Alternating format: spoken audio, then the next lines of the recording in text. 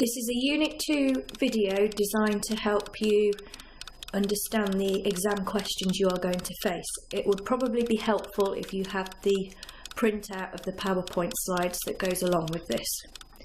Okay, so the first question you're going to face is the inference question. And if we look at level 3 mark, to get 4 marks, you need to make supported inferences. So we're going to have a look at an example together. So you've got a source there. In 1938, a German diplomat in Paris was shot dead by a Jew. The Nazi response to the murder was to launch an attack on Jews and Jewish property on the 9th of November 1938. This became known as Kristallnacht, a reference to all the broken glass resulting from the destruction. Some 7,500 Jewish businesses were destroyed and over 30,000 Jews were sent to concentration camps. And the question, what can you learn from source A about the position of the Jews in Nazi Germany? Remember, we don't start our answer with I can learn, because that will mean you're doing simple comprehension. What is that source suggesting to us about the position of Jews? It won't directly tell us. Now let's have a look at the answer. So we've got the source suggests that Jews were seen as acceptable targets within Nazi Germany and their position in society was right at the bottom. Now nowhere in that source does it tell us that, but reading between the lines, that's clearly the situation the Jews found themselves in. Now if you just did the green bit, you'd be in level 2 on the mark scheme. So to get into the next level up, you would have to support what you're saying. So I can tell this because it says that just because one diplomat was murdered, 7,500 Jewish businesses were destroyed and 30,000 Jews were sent to concentration camps. So that is a supported inference. Question 1b will be your describe the, and in this case, key features. To get into level 2, we need to make developed statements, and all that means is that it's a simple statement supported by factual details. So you've got to be able to recall some factual details, and you need 2 key features. So let's have a look. We've got describe the key features of the Weimar Constitution. So in green is our key feature, our simple statement, and in red is our supporting factual detail. So one key feature of the Weimar Constitution was that it was democratic. For example, all men and women over the age of 20 were given the right to vote using a secret ballot. There were also elections for the Reichstag every 4 years and for the President every 7 years. So that on its own would get you into that level 2 and give you 4, possibly 5 marks. Second key feature, the use of proportional representation to count the votes. For example, the number of seats a political party achieved was decided by the percentage of the vote they achieved. This meant that smaller and more extreme parties could win seats. This led to coalition governments as it was difficult to achieve a majority. Now those 2 key features together are enough for full marks. Another example there, just so you can see, the third key feature is the role of the President. For example, the President had the power to use Article 48 to pass laws in an emergency. It was like a safety net, but it could be abused and he could become a dictator. The President also had the power to select the Chancellor. Now obviously, if you've covered 2 reasons, then you don't need to, and you've done it well, you don't need to include a third. That would just be wasting your time. So 2 key features done well. Question 1c is explain the effects of. Again, if we have a look at level 3, we need a developed explanation of effects. So the difference between level 2 is developed statements and level 3 is developed explanations. 6 marks for 1 explained statement, 7 or 8 for 2. So it's well worth attempting to get 1 done well, just for 6 marks out of 8, and you can get full marks for doing 2. So we've got explain the effects in 1923 of the French occupation of the Ruhr. And we've got our P structure here. So we've got one effect of the French occupation was a downturn in the economy as production came to a standstill. So there's a clear effect. I'm not describing what the French did or why they went into the Ruhr. I've focused on effect. For example, this was because the French wanted to get their reparations payment by taking the goods and machines out of the factories in the Ruhr to sell. However, the Ruhr workers passively resisted and went on strike. Now that, up to that point, is a developed statement. Here comes your explanation. This was such a bad effect because the economy was nearly bankrupt after the war and was now crippled. The Ruhr area was the heart of Germany's industry and was no longer producing goods to sell or export, so government income from taxation went down. It affected the whole of Germany because the French confiscated German raw materials and industrial machinery, and the Ruhr was where 80% of German coal and iron ore were. Sorry, I just nudged the camera. So that on its own is 6 out of 8. Add this to it and you're getting 8 out of 8. So a second effect was hyperinflation. For example, with the workers striking, shortages and the need to pay reparations, the government decided to print more money to pay them. This resulted in the currency becoming worthless and prices rising incredibly quickly. The major effect was that many people couldn't afford to buy basic food items or were in poverty. This included many middle-class people who lost their savings. Here's the explanation in blue. Hyperinflation was such a bad effect because many Germans became angry at the Weimar government, which didn't seem able to cope. This is when the Nazis staged the Munich Putsch, showing how an extreme political group thought it could take advantage of this anger. And then if you wanted to, you could try and find links. So these effects link because if the workers hadn't gone on strike, the government wouldn't have needed to print money to pay them, which was partly responsible for causing hyperinflation, which damaged the economy even further. But like I say, you can get full marks from just those 2 paragraphs. Okay, question 1D is going to be explain why. So you're looking for causes, reasons why. And again, level 3, the key word explains why the causes brought about the stated outcome. And that is in the question. 6 marks for 1, 7 to 8 for 2, and 8 for answers which prioritise.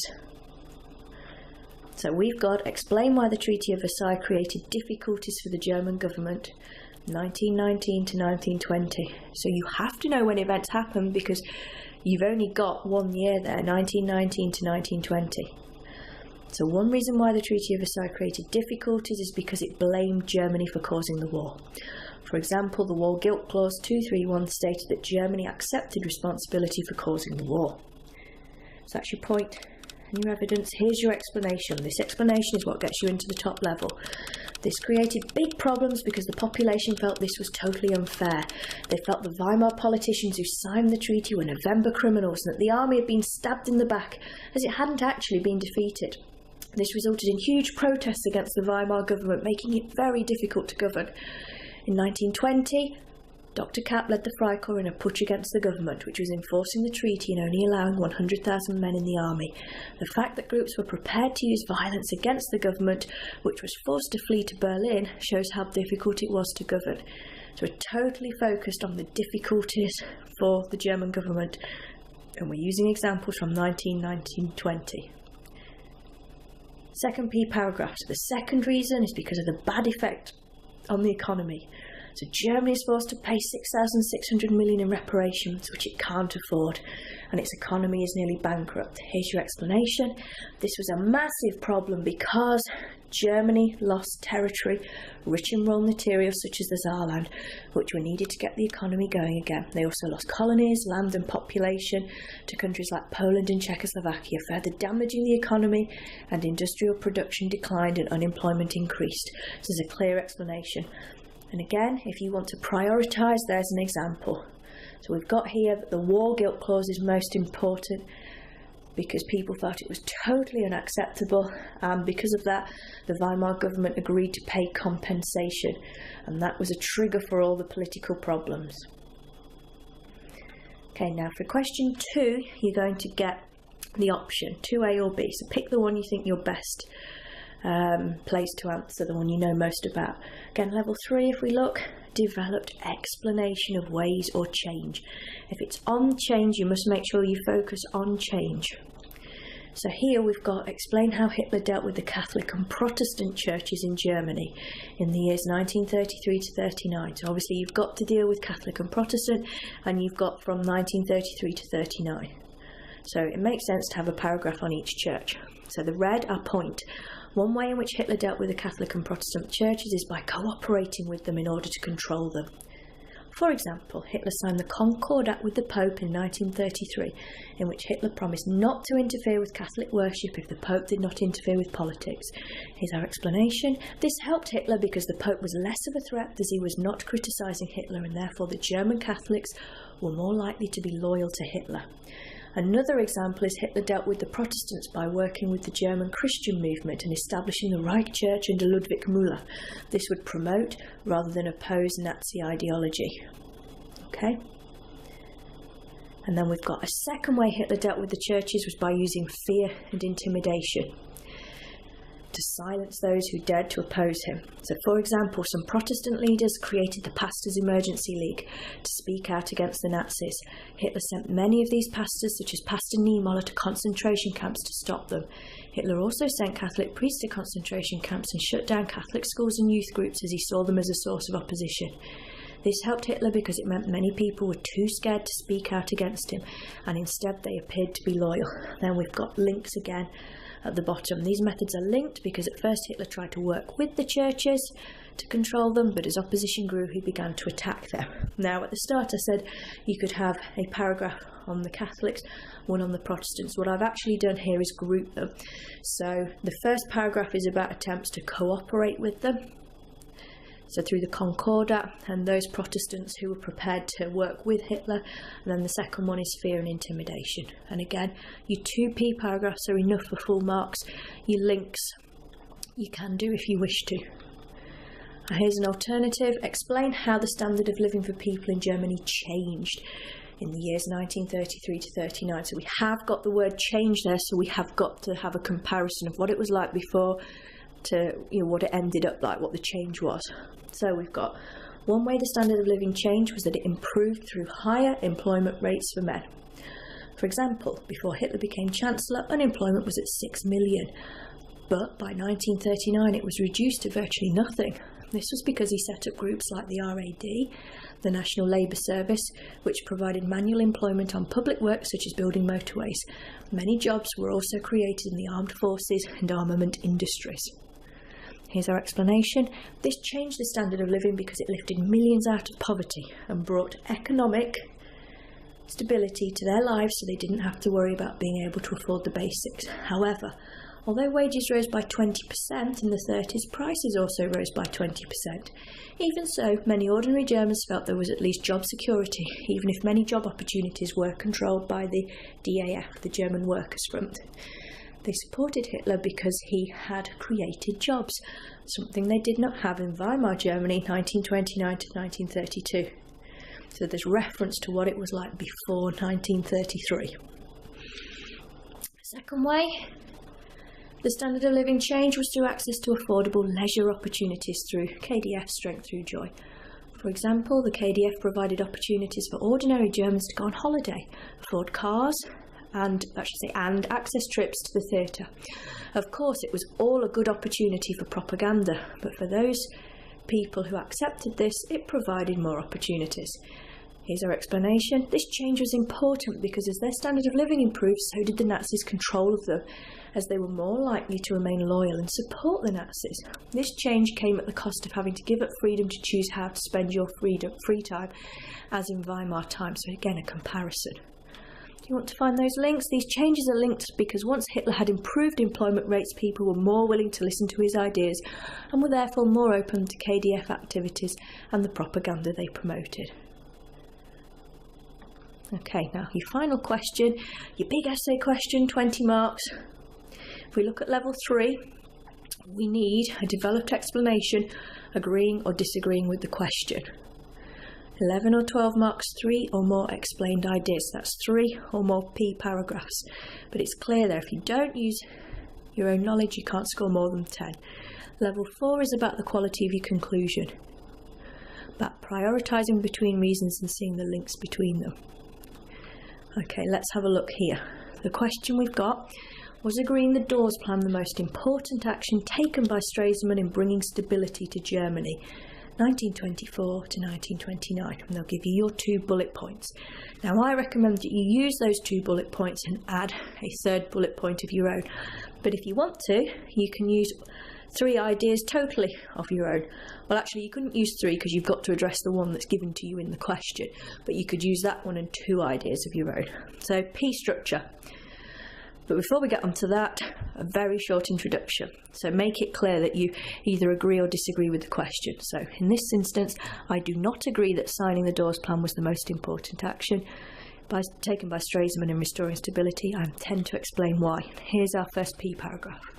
So one way the Dawes Plan created stability in Germany was because it helped to get the economy going again. For example, the Dawes Plan brought in American loans which were used to get factories and industry operating again. It also made the reparation payments more affordable. Here's our explanation. Crucial for level 3.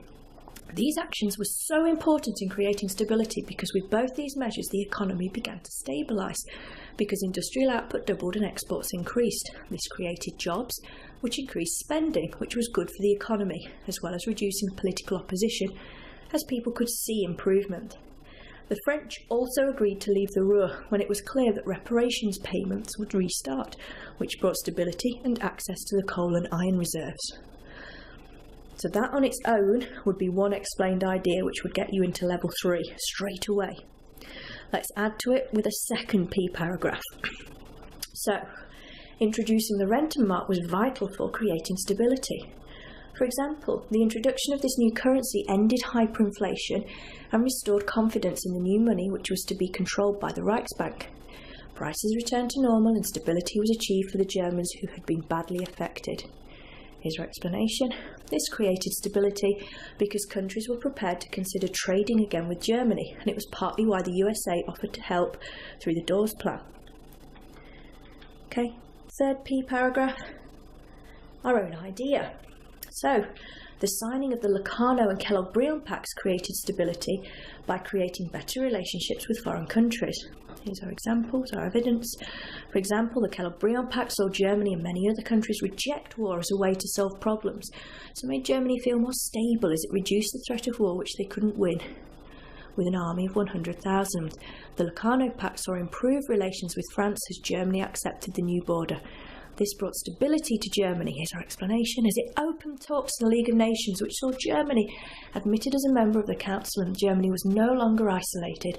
Signing Locarno also resulted in the Allied troops stationed in Germany leaving, creating stability as Germany felt trusted. Here's another example of own knowledge, but you've already got 3 paragraphs, so you'd only do this if you've got time.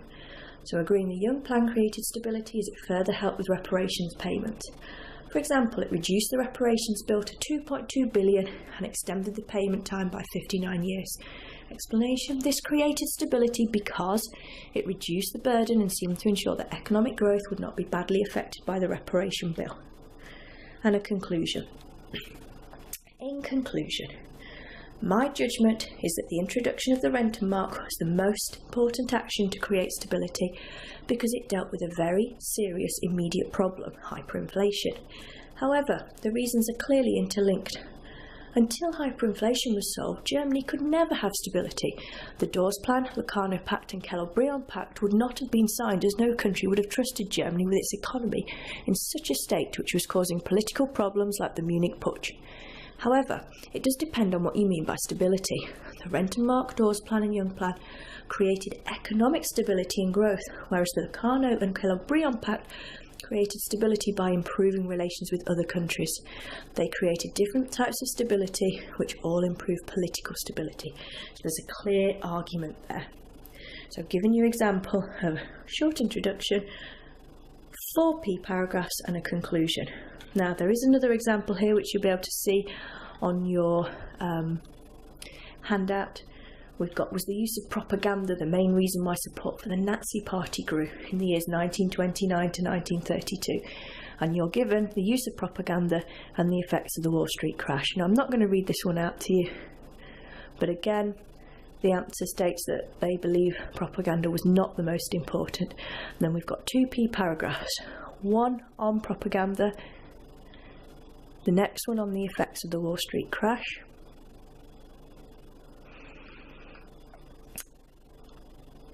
then how Nazi opposition to communism increased support for the Nazis. So that's own knowledge.